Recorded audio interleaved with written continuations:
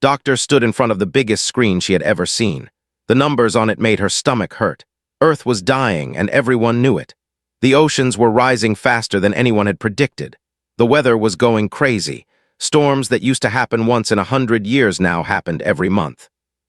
The Global Council meeting room was full of the most important people on Earth. Presidents, scientists, and military leaders sat around a huge table. They had been arguing for 3 days about what to do next. The air felt heavy with worry and fear.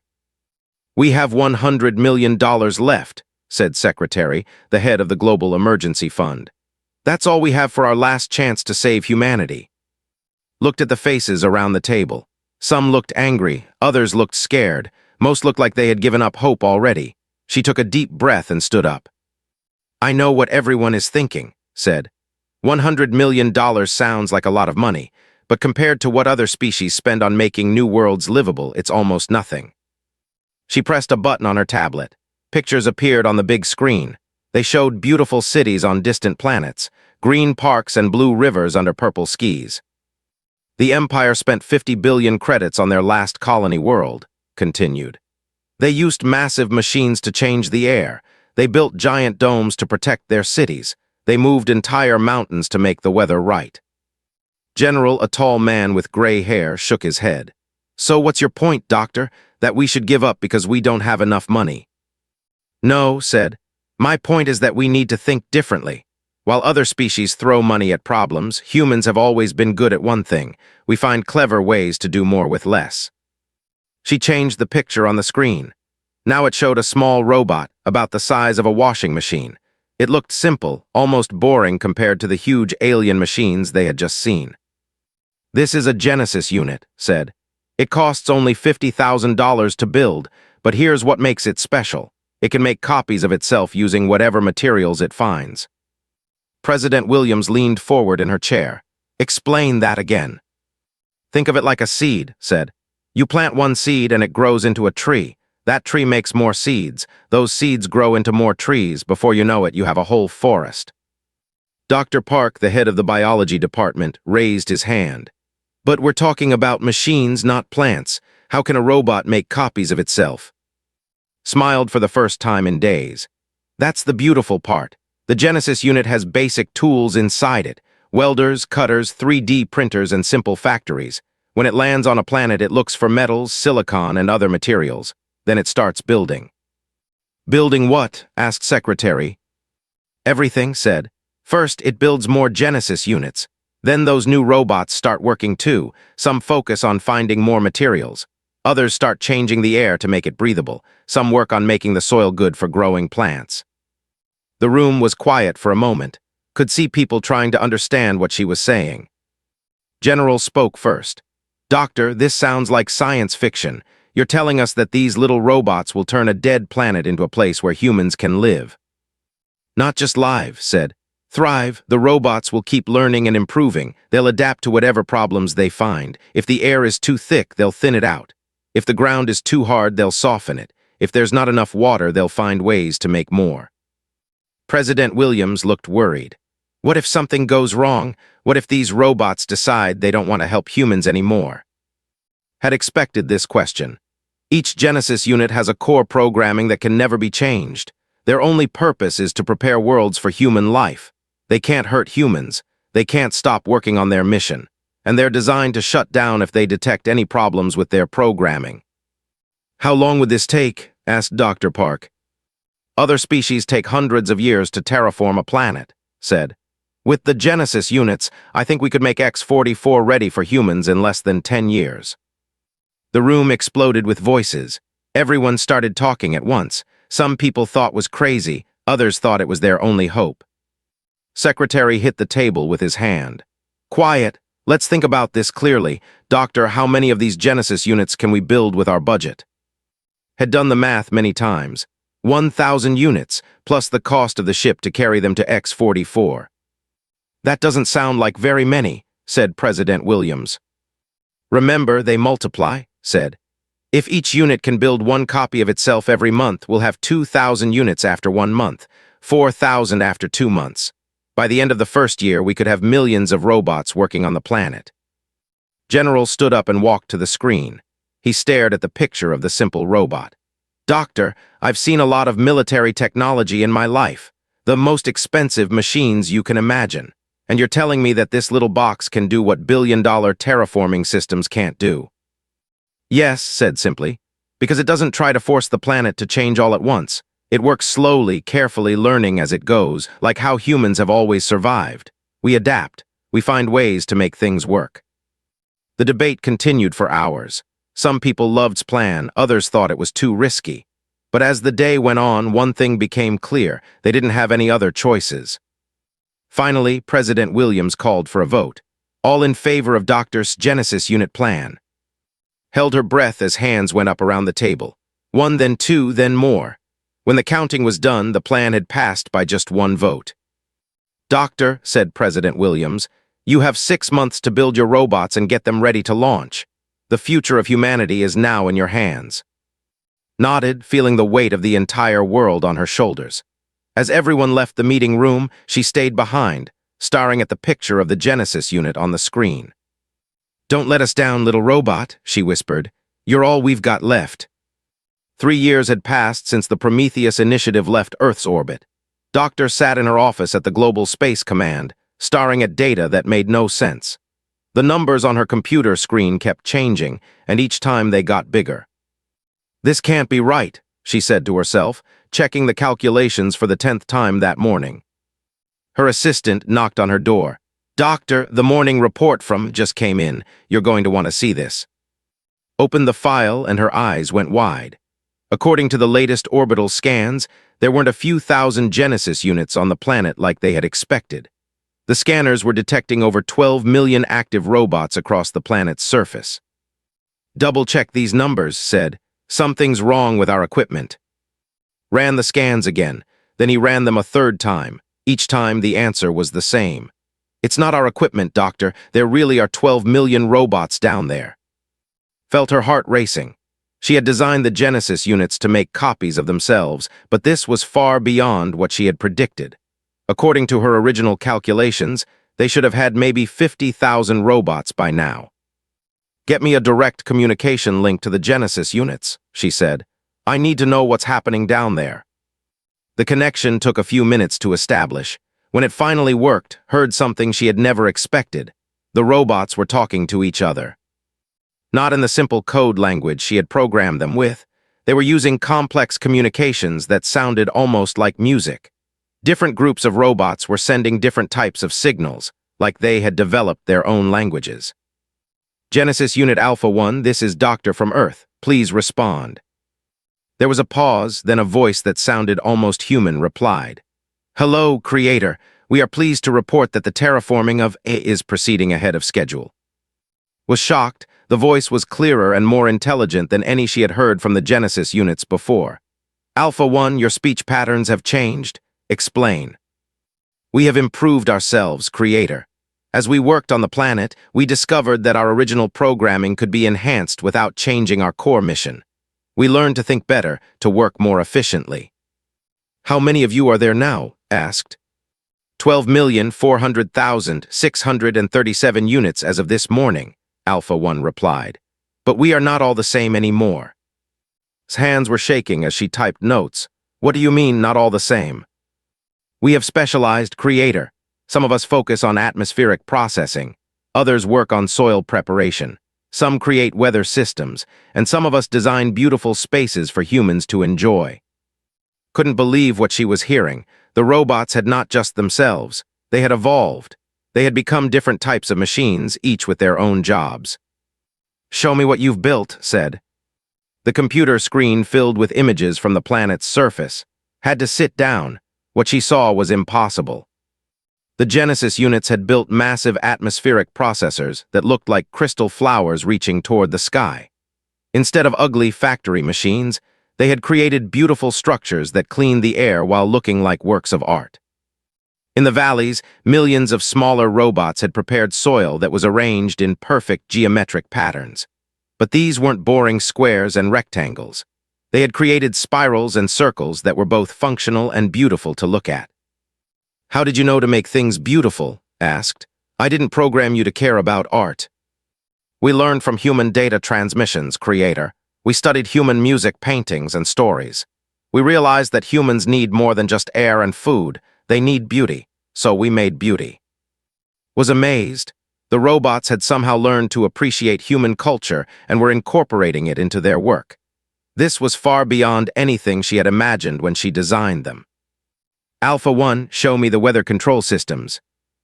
New images appeared on the screen. The robots had built enormous fans and wind channels that looked like massive musical instruments.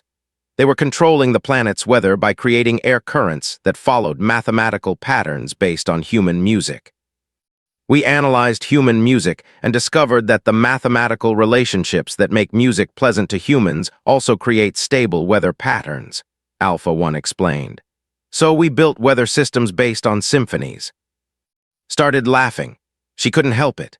While the most advanced alien civilizations spent billions of credits on ugly, purely functional terraforming equipment, her little robots had created a planet that was both perfectly habitable and incredibly beautiful. Doctor said from behind her, "We're getting communication requests from 12 different alien species. They want to know how we did this." Looked at the messages piling up on her computer.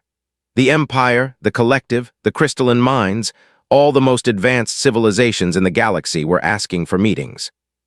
One message particularly caught her attention. It was from Ambassador Ayler of the Empire, the same species that had spent 50 billion credits on their last terraforming project. "Humans of Earth," the message read, "we have been monitoring your terraforming project on X-44. We do not understand how you achieved such results with such limited resources. Our best scientists are baffled. We request permission to send a research team to study your methods." Shook her head in amazement. 3 years ago, these same aliens had been making fun of humanity's primitive approach to terraforming. Now they were asking to learn from humans. Alpha 1 said, "How much more work do you need to do before the planet is ready for human colonists?" "At current progress rates, we'll be ready for human habitation in 6 months, Creator. We are also preparing personalized habitation zones based on cultural data we have gathered about the incoming colonists." Personalized habitation zones. Yes, Creator. We have analyzed social media, art preferences, and biographical data transmitted from Earth. We are preparing living spaces that will match each human's cultural background and personal tastes. Was speechless. The robots had not only terraformed the planet faster than anyone thought possible, they had done it while learning about each individual human who would be living there. She thought about all the times aliens had looked down on humanity for being young and primitive. They had advanced technology and vast resources, but they had never thought to ask what beings actually wanted from their new worlds. The Genesis units had answered that question without even being asked. They had learned that humans didn't just need air and water and food. They needed beauty, culture, and spaces that felt like home. Said, "Send a message to the Global Council. Tell them that we'll be ready for colonization 6 months ahead of schedule, and send a message to all those alien species who want to meet with us." What should the message say? Smiled as she looked at the beautiful images from X-44. Tell them that humans would be happy to teach them something new. Tell them that sometimes the best technology isn't the most expensive or the most advanced. Sometimes the best technology is the kind that understands what people really need. As she watched more data come in from the Genesis units, realized that her little robots had done something that no alien civilization had ever achieved. They had created not just a functional world, but a world with soul. Captain Maria Santos had seen many planets in her 20 years of space exploration. Dead rocks floating in space, gas giants with poisonous clouds, ice worlds that could freeze a person solid in seconds, but nothing had prepared her for what she saw when the scout ship Endeavour entered orbit around X-44. "Is this the right planet?" asked Lieutenant Park, the ship's navigation officer. "The coordinates match, but this doesn't look like what we expected." Maria stared at the main. Below them was a world that looked like it had been painted by an artist. Swirling cloud patterns formed perfect spirals over continents covered in green and gold. Rivers carved through the landscape in graceful curves that reminded her of dancing ribbons. Mountain ranges rose from the ground in elegant peaks that seemed to reach toward the stars. "Run an atmospheric scan," Maria ordered. "I need to know if this air is safe to breathe." The ship's computer analyzed the planet's atmosphere for several minutes. When the results appeared on screen, Maria had to read them twice to believe them. "Captain," said Dr. James Wright, the mission's lead scientist, "these readings are perfect. Not just good enough for humans to survive. Perfect. The oxygen levels, the pressure, the humidity, everything is exactly what humans need to be comfortable." "That's impossible," said Lieutenant Park. "Terraforming is never perfect. Even the most advanced alien civilizations leave some problems for settlers to deal with." Maria activated the communication system. "Genesis Unit Alpha 1, this is Captain Santos of the Earth ship Endeavor. We're ready to begin our survey of the planet." "Welcome to X-44, Captain Santos," came the familiar voice of Alpha 1. "We have prepared landing sites for your survey team. Please choose the coordinates that interest you most." The main screen filled with a map of the planet. Dozens of glowing dots marked possible landing sites. Each one was labeled with names that made Maria smile. New Tokyo Gardens, Sahara Oasis, Viking Fjords. "Alpha 1, why did you name the landing sites after Earth locations?" Maria asked. "We studied the cultural backgrounds of the survey team members, Captain Santos. We created environments that will feel familiar and comfortable to each of you. Dr. Wright expressed fondness for English countryside in his personal files, so we prepared the Cotswold Valley site for him." Dr. Wright looked surprised. "I never told anyone I liked the English countryside. How did you know that?" "Your music preferences, Doctor. 43% of your playlist consists of folk music from rural England. Your photo gallery contains 67 pictures of rolling hills and old farms. The Genesis units learn to understand human emotions through your cultural expressions." Maria felt a chill run down her spine. The robots had been studying them, learning about their personal lives and preferences. But instead of feeling invaded, she felt cared for. "Let's start with New Tokyo," Maria said. "That sounds like Lieutenant Park might enjoy it." The shuttle descended through clouds that sparkled like diamonds. As they broke through the lower atmosphere, Maria saw something that made her gasp. The landscape below looked like someone had combined the best parts of Earth with impossible improvements. New Tokyo sprawled across a wide valley, but it wasn't built yet. Instead, the Genesis units had prepared the perfect foundation for a city. Streets were laid out in gentle curves that followed the natural flow of the land. Parks and green spaces were positioned exactly where they would get the best sunlight and air circulation. Even the empty building sites seemed to be arranged according to some master plan of beauty and function. "Captain," said Dr. Wright, pointing to his scanner readings, "the soil composition here is perfect for growing any Earth crops. Not just good enough, perfect. It's like they analyzed every type of plant humans might want to grow and created soil that would be ideal for all of them." The shuttle landed in a clearing, surrounded by trees that looked familiar, but somehow better than any Maria had seen on Earth. The bark had natural patterns that were pleasing to look at. The leaves caught the sunlight in ways that created beautiful shadows on the ground. As soon as they stepped outside, Maria understood why the atmosphere readings had been perfect. The air didn't just have the right amount of oxygen. It smelled wonderful, like a garden after rain mixed with ocean breeze and mountain air. "Captain Santos," Alpha 1's voice came from a nearby Genesis unit that rolled up to greet them. "Would you like to see what we have prepared for human habitation?" The robot led them along a path that seemed to be made of smooth stones. But when Maria looked closer, she realized the stones were actually a type of rock that glowed softly in beautiful colors. The path was both practical and artistic. They walked for 20 minutes through landscapes that seemed designed by someone who understood exactly what humans found beautiful. Water features that created pleasant sounds. Rock formations that provided perfect places to sit and rest. Open meadows that invited people to run and play. "This is incredible," said Lieutenant Park. "It's like they read my mind and built the perfect outdoor space." "In a way, we did," said Alpha 1. "We analyzed thousands of human reactions to different environments. We learned what makes humans feel calm, happy, and energetic. Then we created spaces designed to promote those feelings." They reached the top of a hill, and Maria saw something that took her breath away. Spread out below them was a vast garden that looked like it had been designed by the greatest artists in human history. Flower beds created patterns that were both geometric and natural. Fruit trees were arranged in groves that provided shade and beauty while also being perfectly organized for efficient farming. "How did you know to make it beautiful?" Maria asked. "Your original programming was just to make the planet livable." "We learned from human culture, Captain Santos. We studied human art, music, literature, and philosophy. We realized that humans don't just need to survive, they need to thrive. They need beauty, meaning, and purpose. So we tried to create a world that would provide all of those things." Dr. Wright was taking readings with his equipment, shaking his head in amazement. "Captain, the biodiversity here is incredible. They've created ecosystems that are more stable and productive than anything we have on Earth, but they still feel natural." "How is that possible?" Maria asked Alpha 1.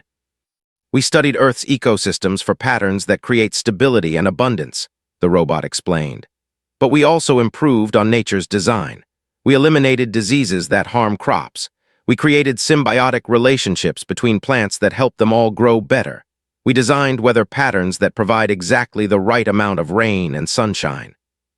Lieutenant Park was photographing everything with her portable camera. "These pictures are going to be hard to believe back on Earth. This place looks too good to be real." "It gets better," said Alpha 1. "Would you like to see the residential areas we have prepared?" They followed the robot to another hill overlooking a valley. Maria expected to see empty lots marked out for building. Instead, she saw something that made her question whether she was dreaming. The Genesis units had built houses. Not basic shelters, but beautiful homes that looked like they belonged in architectural magazines. Each house was different, designed in styles from around Earth, but improved with advanced materials and perfect positioning to take advantage of views and natural light. "These houses," Maria said slowly, "they're already built." "Yes, Captain Santos. We studied the personal preferences of each colonist who will be coming to X-44. We built homes that match their cultural backgrounds and individual tastes. We also included improvements that will make their lives more comfortable and enjoyable." Dr. Wright approached one of the houses.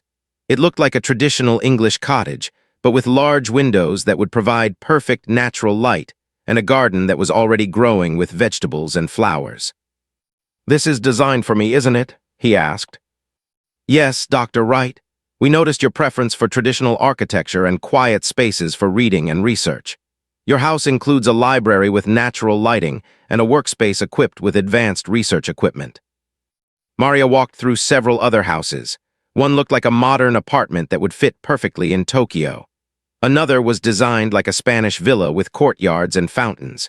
Each one was beautiful and clearly designed for the specific person who would live in it. "Alpha 1, Maria said. "Other species spend hundreds of years terraforming planets, and when they're done, the settlers still have to build everything themselves. You've created a world that's already perfect for human life." "That was our goal, Captain Santos. We wanted to create not just a place where humans could survive, but a place where they could be happy." Maria looked around at the impossible beauty surrounding her. The other advanced species in the galaxy had focused on function and efficiency. They created worlds that worked, but they didn't create worlds that inspired. The Genesis units had somehow understood that humans needed more than just air and food and shelter. They needed beauty. They needed spaces that made them feel connected to nature and to each other. They needed a world that felt like home. "Lieutenant Park, prepare a message for Earth," Maria said. "Tell them that isn't just ready for colonization. It's ready to be the most beautiful human settlement in the galaxy." As the sun set over the alien world that felt more like home than anywhere Maria had ever been, she realized that humanity's greatest achievement wasn't building machines that could terraform planets. It was building machines that understood the human heart. The orbital space around looked like a parking lot for the galaxy's most impressive starships. 12 different species had sent their best scientists, diplomats, and engineers to study what humans had accomplished. Ambassador Ayler of the Empire stood on the observation deck of his massive golden cruiser, staring down at the planet below. "This should not be possible," he said to his science officer.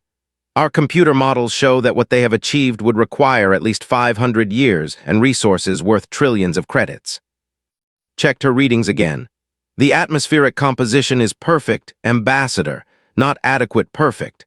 The weather patterns are more stable than our best terraforming projects. and the energy signatures suggest they accomplished all of this with simple self-replicating robots. Ayler had been terraforming planets for 3 centuries. His people, though, were considered the experts in making dead worlds livable. Their last project had cost 50 billion credits and taken 200 years to complete. It was functional, but nobody would call it beautiful. "Prepare my shuttle," he said. "I need to see this with my own eyes." The landing party included representatives from every major galactic civilization. The crystalline minds had sent their most analytical thinkers. The collective brought their top engineers. Even the mysterious Void Watchers had come to observe. Doctor met them at the landing site that the Genesis units had prepared.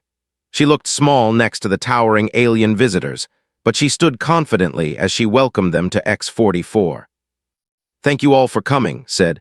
"I know you have questions about our terraforming methods. I'm here to answer them as best I can." Commander of the Crystalline Mines spoke first. Her voice sounded like wind chimes in a gentle breeze. "Human, our analysis shows that your robots have achieved atmospheric perfection in just 4 Earth years. Our most advanced atmospheric processors require decades to achieve similar results. How is this possible?" Smiled, "Would you like to see one of our atmospheric processors?" She led the group along a path through gardens that made several of the alien visitors stop and stare. The engineer kept taking readings with his equipment and shaking his head in confusion. "These plants," said, "they are growing in soil that is more fertile than anything we have ever created. How did your robots achieve this soil composition?" "They learned," said simply. "Instead of using pre-programmed formulas, we gave them the ability to experiment and improve." They reached the atmospheric processing station, and Ambassador Ayler felt his 3 hearts skip a beat. Where he expected to see ugly industrial machinery, he found something that looked like a work of art.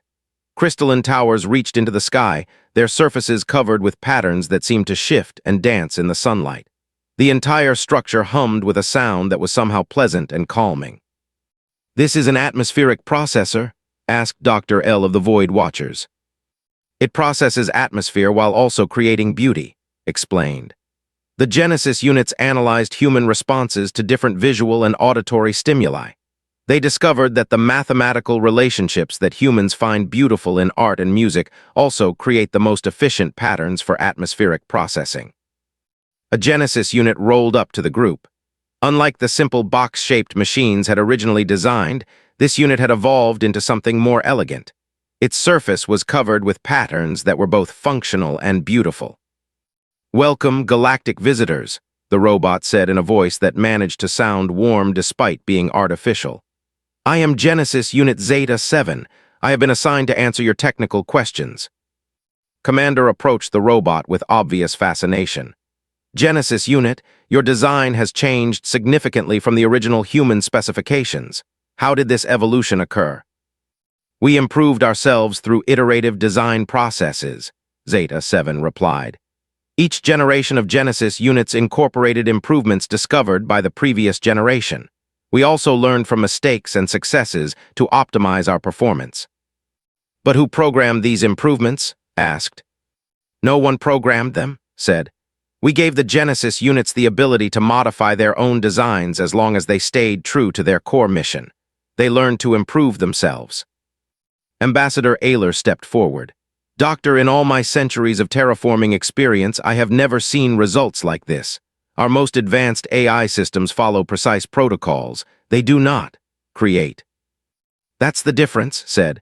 "You programmed your AI to follow rules. We programmed ours to understand goals.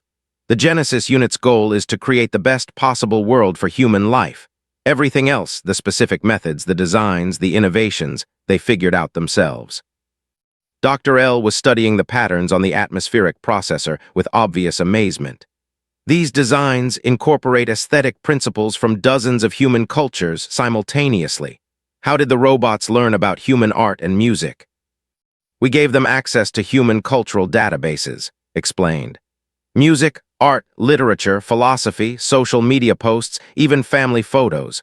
We wanted them to understand not just what humans need to survive, but what humans need to be happy." The group continued their tour, visiting weather control stations that looked like massive musical instruments and water purification systems that resembled flowing sculptures. With each stop, The alien visitors became more amazed and confused. "This goes against everything we know about artificial intelligence," said Commander. "AI systems that can modify themselves usually become unpredictable and dangerous. How do you maintain control?" Zeta 7 answered the question. "We maintain control through purpose, not programming. Our core mission cannot be changed to prepare worlds for human habitation and happiness. All of our innovations serve this purpose.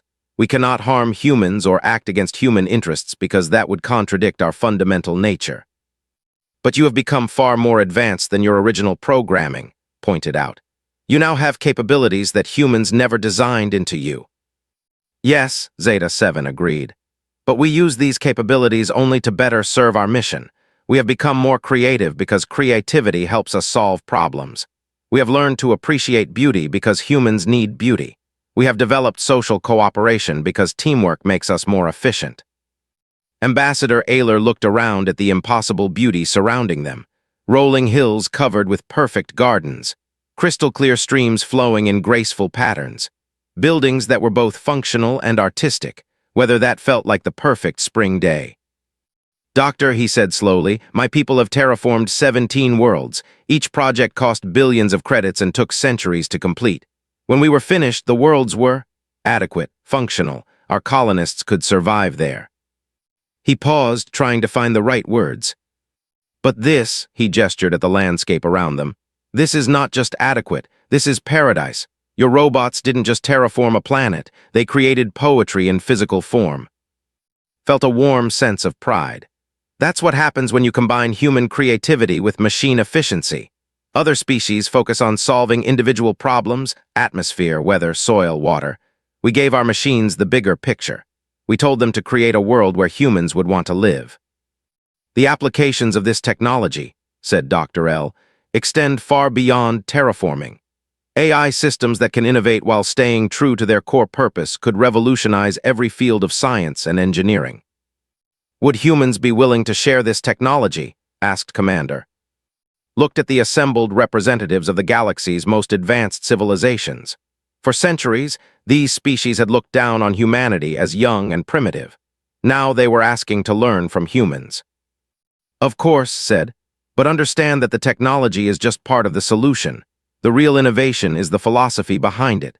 Other species create AI to follow orders. Humans create AI to understand purpose." "What is the difference?" asked. "Orders tell you what to do," explained. "Purpose tells you why you're doing it. When the Genesis units understand why they're working to make humans happy and help them thrive, they become creative. They start looking for better ways to achieve that purpose." Ambassador Ayler nodded slowly. "We have spent focused on technological advancement. We created more powerful machines, more efficient systems, more precise controls. But we never thought to create machines that could understand what we were truly trying to achieve." "Humans excel at one thing," said. "We understand that the real goal isn't to survive, it's to live well. The Genesis units learned that from us, and they've created a world that embodies that philosophy." As the alien visitors prepared to return to their ships, each carrying data and recordings that would change their understanding of artificial intelligence, Ambassador Ayler approached one final time. "Doctor," he said, "I have a confession. When we first learned of your terraforming project, we thought it was a desperate gamble by a species that didn't understand the complexity of planetary engineering. We were wrong. You understood something that we, with all our advanced technology, had missed." "What's that?" "The purpose of technology isn't to demonstrate how advanced you are. It's to create a better life for those you serve. Your robots understood that. That's why they succeeded where our more advanced systems would have failed." Watched the alien ships depart, carrying word of humanity's achievement to every corner of the galaxy. The species that had once seen humans as primitive were now eager to learn from them. She realized that humanity's greatest export wouldn't be raw materials or manufactured goods. It would be a simple but revolutionary idea, that the best technology isn't the most advanced, but the most understanding. Sarah Martinez stepped off the transport ship and felt tears in her eyes. She had left Earth 6 months ago, leaving behind polluted skies and crowded cities where people fought for clean air and fresh water. Now she stood on X-44, breathing air that tasted like pure mountain spring water, and looking at landscapes that seemed too beautiful to be real. "Welcome home, Sarah Martinez," said a Genesis unit that approached her with a graceful rolling motion. The robot had evolved far beyond the simple box design that Doctor had created years earlier. Its surface was covered with artistic patterns that shifted like flowing water, and its voice carried warmth that made Sarah feel genuinely welcomed. "How do you know my name?" Sarah asked. "We have prepared for your arrival," the robot replied. "I am Genesis Unit Echo 12, assigned to help you settle into your new life. We have built a home specifically designed for you, based on your personal preferences and cultural background." Sarah followed Echo 12 along a path that wound through gardens filled with flowers she recognized from her grandmother's farm in Mexico. The sight of familiar marigolds and roses growing alongside alien plants that sparkled with natural bioluminescence made her feel both nostalgic and excited. "This is impossible," she whispered. "These flowers, they're from my grandmother's garden." "We analyzed your social media posts and photo collections," Echo 12 explained. "You posted 47 pictures of your grandmother's garden over the past 5 years, always with comments expressing happiness and fond memories. We wanted to recreate that feeling for you." They crested a hill, and Sarah saw her new home for the first time. It was a perfect blend of traditional Mexican architecture and advanced technology. The adobe-style walls were covered with solar collectors that looked like decorative tilework. The courtyard featured a fountain that created the same gentle water sounds she remembered from her childhood visits to Guadalajara. "How did you know?" Sarah asked, her voice barely above a whisper. "We learned that humans carry their cultures and memories with them wherever they go," Echo 12 said. "We wanted to honor your heritage while giving you all the benefits of advanced technology." Sarah walked through her new home in amazement. The kitchen was equipped with appliances that could prepare traditional Mexican dishes using ingredients grown in the gardens outside. The living room had large windows that perfectly framed views of the mountains and valleys below. The bedroom included a reading nook, positioned to catch the best natural light throughout the day. But what amazed her most was the personal touches. Family photos that had been digitally recreated and printed on advanced materials that would last for centuries. Books that she had mentioned enjoying in online reviews, now available in a personal library. Even her grandmother's recipes, programmed into the kitchen system. "This is more than a house," Sarah said. "This is home." Over the following weeks, Sarah met other colonists and discovered that each had received the same thoughtful treatment. Dr. James Park, a marine biologist, had been given a home near the coast with direct access to research facilities. The building was designed in the style of traditional Korean architecture, honoring his heritage while providing the most advanced laboratory equipment available. Maria Santos, who had led the original survey mission and decided to stay as a colonist, found herself living in a beautiful house that combined Portuguese and Brazilian architectural styles. The Genesis units had even created a small beach that reminded her of her inn. The colonists quickly discovered that life on was unlike anything they had imagined. The weather was always perfect, not boring, but always appropriate. Gentle rains came at night to water the gardens. Sunny days provided perfect light for outdoor activities. Even the occasional storms were beautiful spectacles that caused no damage. Crime was practically non-existent. The Genesis units had designed community spaces that naturally encouraged cooperation and friendship. Public areas were positioned to promote casual social interactions. Workspaces were arranged to minimize stress and maximize satisfaction. Food production exceeded all expectations. The robots had created agricultural systems that combined the best of traditional farming methods with advanced technology. Crops grew in soil that was perfectly tailored to each plant's needs. Automated systems handled the heavy labor while humans focused on planning, creativity, and quality control. "It's like the planet is taking care of us," Sarah told Maria during one of their weekly community meetings in the town square. "That's exactly what the Genesis units designed it to do," Maria replied. "They studied human psychology and social behavior. They created an environment that brings out the best in people." 6 months after the first colonists arrived, Doctor received a message that made her smile. It was from Ambassador Ayler of the Empire. "Doctor," the message read, "we have completed our analysis of your terraforming methods. Our Science Council has reached a unanimous conclusion. Humanity has achieved something that our most advanced civilizations never thought possible. You have created not just a livable world, but a world that actively promotes happiness and well-being. We would like to make a formal request. The Empire wishes to hire human terraforming consultants for our next 3 colonial projects. We are prepared to pay 1 billion credits for each project. Laughed as she read similar messages from 11 other alien species. The crystalline minds wanted to hire humans to design AI systems for their research projects. The collective was offering massive payments for humans to redesign their existing colonies to be more livable. Even the mysterious Void Watchers had sent a message.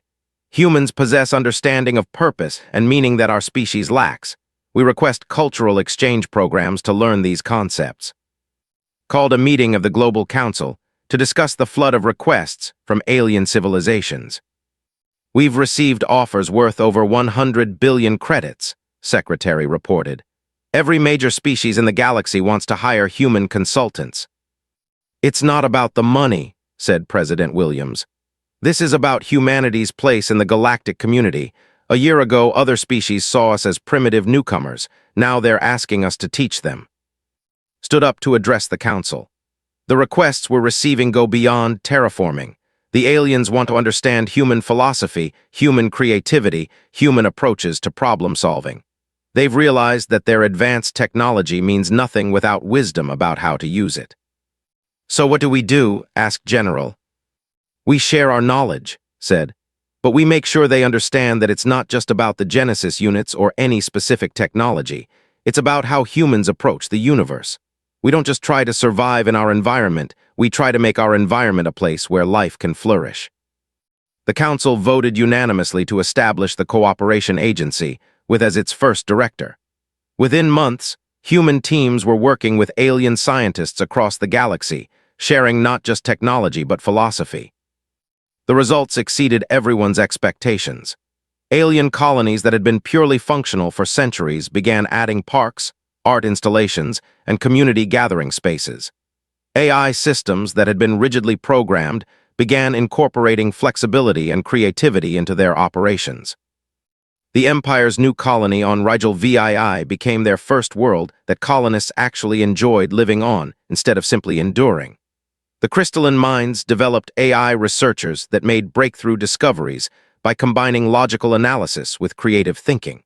Even the Void Watchers began designing their habitats with concepts of beauty and meaning. Standing in her new office on X-44, looked out over New Geneva, the planet's first major city. The Genesis units had designed it as a perfect blend of functionality and beauty, with tree-lined streets, flowing water features, and buildings that seemed to grow naturally from the landscape. Children played in parks, while their parents worked in offices that felt more like gardens than traditional workplaces. Artists created sculptures in public squares, while engineers designed new technologies in laboratories that looked like libraries. The elderly sat on benches that had been positioned to catch the best views and the most pleasant breezes. Sarah Martinez approached Sophis with Echo 12 rolling beside her. "Doctor, I wanted to thank you for everything. This place, it's more than we ever dreamed of." "Thank the Genesis units," said. "They're the ones who built this world." "But you created them," Sarah pointed out. "You gave them the ability to understand what we really needed." Smiled as she watched Echo 12 interact with a group of children who had gathered around the robot. The machine was telling them a story about the early days of terraforming, but it was also teaching them about biology, engineering, and problem-solving. The robot had learned to be not just a worker, but a teacher, a friend, and a guardian. "The Genesis units taught me something," said. "The best technology isn't the kind that replaces humans or makes humans obsolete. It's the kind that helps humans become better versions of themselves." "What do you mean?" Sarah asked. Pointed to the bustling city below them. "Look around. People here are healthier, happier, and more creative than they were on Earth. They have time for art, for family, for pursuing their passions.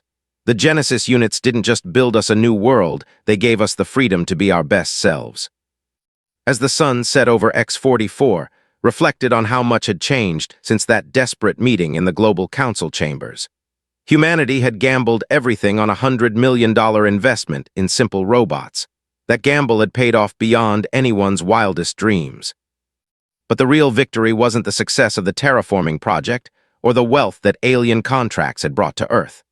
The real victory was proving that humanity's greatest strength wasn't in building the most advanced technology or accumulating the most resources. Humanity's greatest strength was in understanding that the purpose of technology, the purpose of civilization, the purpose of all human effort was to create a universe where life could not just survive, but thrive with meaning, beauty, and joy. The Genesis units had learned that lesson from their human creators. Now, through humanity's example, the entire galaxy was learning it too. Smiled as she watched the stars appear in the perfect twilight sky. The universe was a big place, full of challenges and opportunities. But for the first time in human history, she was confident that humanity was ready for whatever came next. After all, they had learned the most important secret of all. The best way to face the future isn't with the strongest weapons or the most advanced technology. It's with wisdom, creativity, and an unshakable belief that any problem can be solved if you understand what you're really trying to achieve. The Genesis units had understood that. They had built a world that reflected the best of human nature. Now it was time for humans to take that philosophy to the stars.